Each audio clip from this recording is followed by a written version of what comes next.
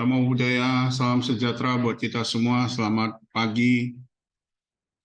Pagi ini kita bersyukur karena diberi kesempatan untuk bertemu kembali. Hari ini saya akan mencoba mempresentasikan tentang implementasi kebijakan pendidikan.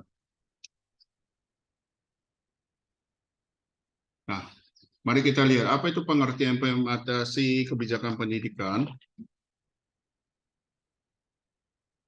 Jadi pengertian implementasi kebijakan pendidikan itu implementasi secara etimologis itu artinya melaksanakan sesuatu. Nah, sementara kebijakan adalah rangkaian konsep dan asas yang menjadi dasar pelaksanaan kebijakan pendidikan tersebut. Pendidikan adalah pembelajaran, pengetahuan, dan keterampilan. Jadi implementasi kebijakan merupakan tahapan bersifat praktis, berbeda dengan formulasi rumusan masalah ataupun perumusan kebijakan sebagai tahapan yang bersifat teoritis. Nah, 4 komponen dalam implementasi kebijakan pendidikan itu apa aja? Kita lihat di sini. Yang pertama, siapa yang mengimplementasikan kebijakan pendidikan tersebut? Yang kedua, proses administrasinya. Yang ketiga, kepatuhan yang diharapkan, sedangkan yang keempat itu adalah dampak pelaksanaan dari kebijakan pendidikan tersebut.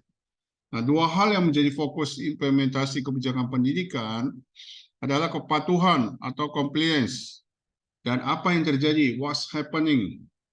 Jadi, hal-hal yang harus diperhatikan dalam implementasi kebijakan pendidikan itu apa saja? Ini kebijakan yang telah dibuat harus diimplementasikan dan hasilnya sedapat mungkin sesuai dengan apa yang diharapkan oleh pembuat kebijakan tersebut. Tujuan implementasi kebijakan diformulasi ke dalam program aksi yang dirancang dan dibiayai. Program tersebut dilaksanakan sesuai dengan rencana implementasi kebijakan pendidikan agar dapat mencapai tujuan dengan baik, maka diperhatikan isi kebijakan atau content of policy dan konteks implementasi, context of implementation yang terjadi. Nah, cakupan dan konteks kebijakan pendidikan mencakup apa aja? Kita lihat. Yang pertama, kepentingan yang terpengaruh oleh kebijakan, yaitu interest effect. Yang kedua, berbagai tipe manfaat yang akan dihasilkan, tipe of benefit. Yang ketiga, derajat perubahan yang diinginkan. 4, kedudukan pembuat kebijakan.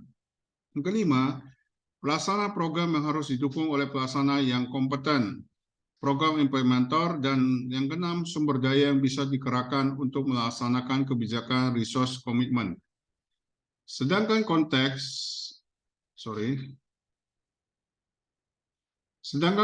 implementasi itu terdiri dari kekuasaan, kepentingan, dan strategi dari para aktor yang terlibat. Power and strategy of actor involved. Yang kedua, karakteristik lembaga dan rejim yang sedang berkuasa sebagai lingkungan implementasi kebijakan yang dijalankan.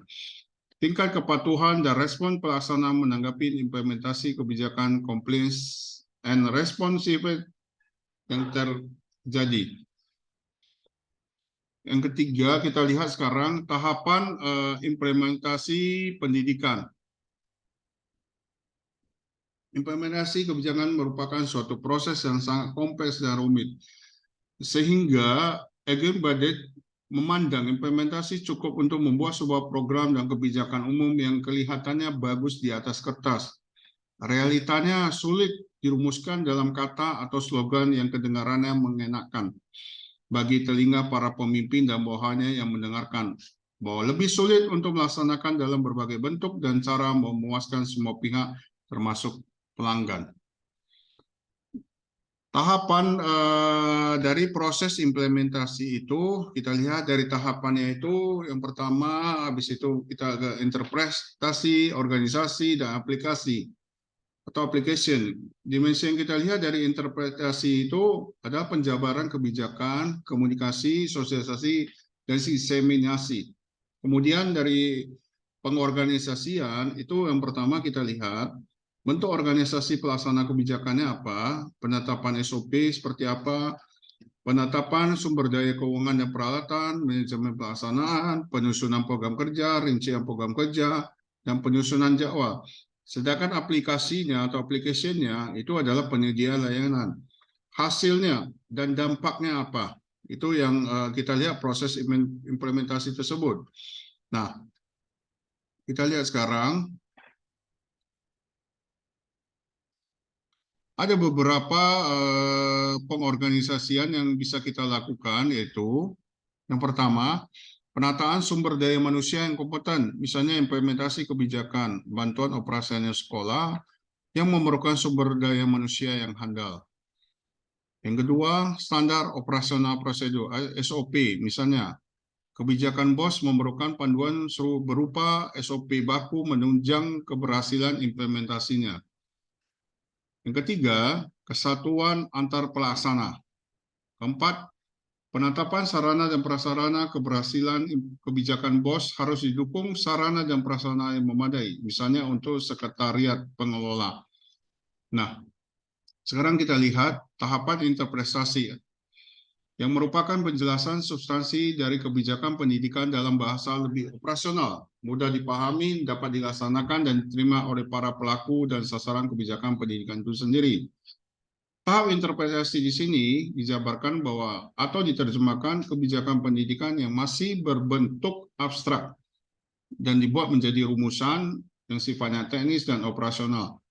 Hasil interpretasinya seringkali keluarannya berbentuk petunjuk pelaksanaan atau petunjuk teknis.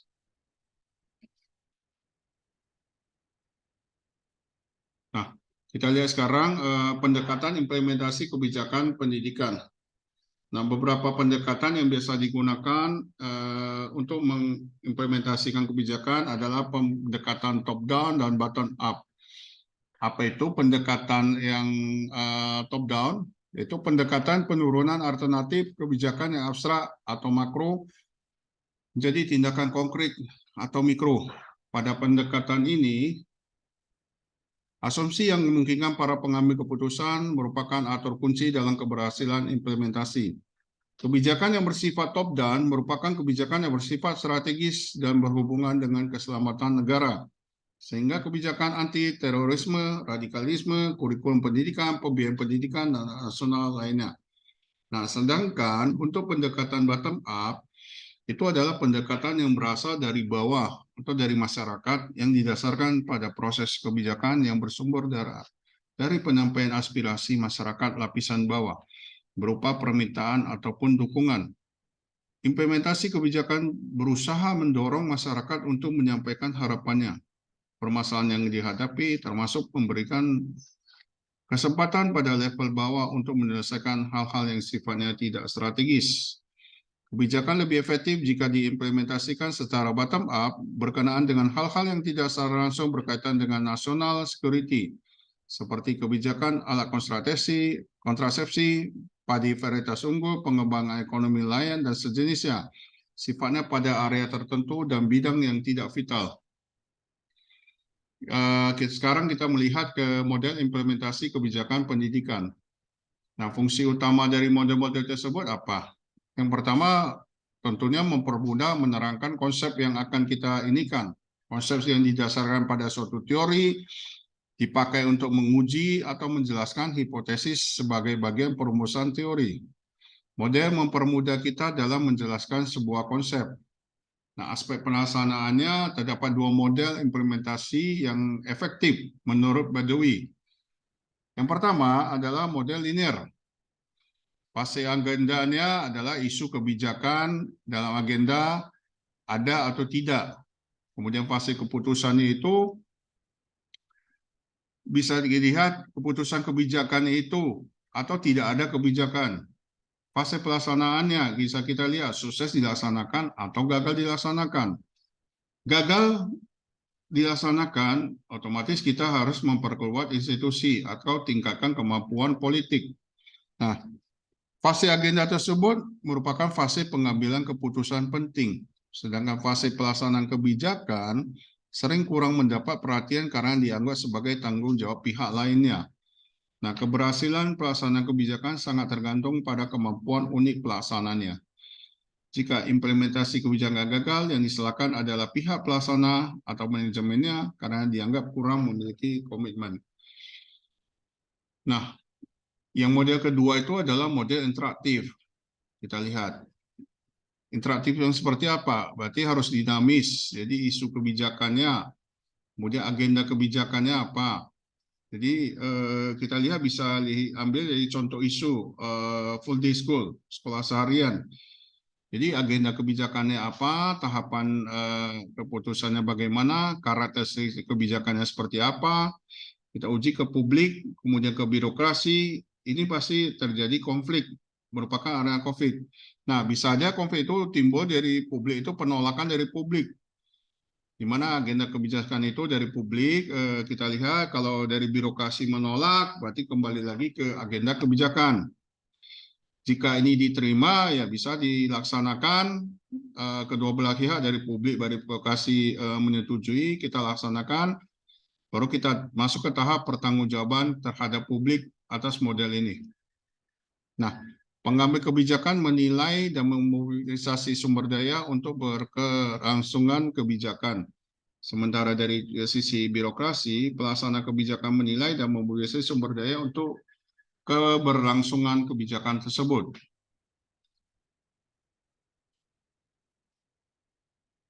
Nah, model dalam proses implementasi kebijakan menurut Van Meter dan Van Hom. Jadi ada tipologi kebijakan, yang pertama jumlah perubahan yang dihasilkan, jangkauan dan ruang lingkup kesepakatan mengenai tujuan dan pihak yang terkait. Kata kuncinya apa? Adalah kontrol. Kita kontrol perubahan dan kontrol kepatuhan. Di mana antara program, outputnya, program yang punya tugas, organisasi, putusan, tuntutan, pemanfaatnya itu semua dalam bentuk implementasi. Nah, sekarang kita lihat ke pengukuran implementasi kebijakan pendidikan. Apa yang maksud dengan kriteria pengukuran tersebut? Yaitu tingkat kepatuhan birokrasi pendidikan terhadap birokrasi yang lebih tinggi di atasnya atau tingkatan birokrasi pendidikan sebagaimana sudah diatur dalam undang-undang.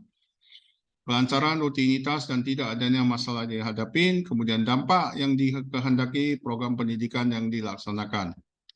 Variabel penunjangnya apa-apa aja. Yang pertama, faktor-faktor penentunya apa, ukuran dan tujuan pendidikan, sumber kebijakan, sifat karakteristiknya, kemudian komunikasi kegiatan antar organisasi, sikap para pelaksana, dan lingkungan ekonomi sosial politik. Faktor yang mempengaruhi implementasi pendidikan itu bisa saja faktor disposisi implementer, mana dipahami sebagai perilaku implementer yang berkenaan dengan ketersediaan implementer untuk carry out terhadap sebuah kebijakan. Disposisi ini dapat mempengaruhi implementasi sebuah kebijakan. Kemudian dari faktor lainnya itu format kebijakannya, ya. Nah, faktor-faktor penentu implementasinya kita lihat bisa dari komunikasi, sumber daya, disposisi, dan struktur birokrasi. Hal-hal yang menentukan keberhasilan atau kegagalan dari sebuah implementasi kebijakan. Logika yang kita pakai itu, suatu kebijakan itu sampai berapa benar teori yang menjadi landasan kebijakan, bagaimana hubungan logika antara kegiatan yang dilakukan dengan tujuan dan sasaran yang diterapkan. Hakikat kerjasamanya yang dibutuhkan antara semua pihak terlibat dalam kerja atau assembling produktif. Sumber daya manusianya seperti apa, harus memiliki kemampuan dan komitmen untuk mengelola pelaksanaannya. Nah, kemudian tiada hambatan eksternal, kemudian kedua tersedianya sumber daya yang memadai, kebijakan pendidikan yang bagus, hubungan ketergantungan yang minimum, kemudian adanya kesepahaman, kemudian kesepakatan terhadap tujuan pendidikan, dan tugas ditetapkan dengan urutan yang tepat, dan yang terakhir komunikasi dan koordinasi lancar. Dan tentunya ada dukungan dari otoritas. Kegagalan bisa terhadap implementasi pendidikan itu disebabkan beberapa hal, diantaranya tidak bisa diimplementasikan. Unsuccessful implementasi penyebab kegagalan kebijakan itu adalah bad policy, black implementation, dan backlog. Hal penting dalam interaksi pada tahapan pelaksanaan itu diantaranya formulasi tujuan kebijakan harus jelas terhadap kelompok sasaran, siapa yang berperan, dan bagaimana kebijakan dilaksanakan. Kemudian dana pendukungnya tentunya sudah harus tersedia secara proporsional. Tanpa dana, mustahil kebijakan akan terrealisasi. Kalau faktor penyebab tidak berjalan dengan baik tersebut, kita bisa faktor organisasi, kemudian solusinya apa? Perlu koordinasi dan ketaatan organisasi di bawah pada instansi yang lebih tinggi.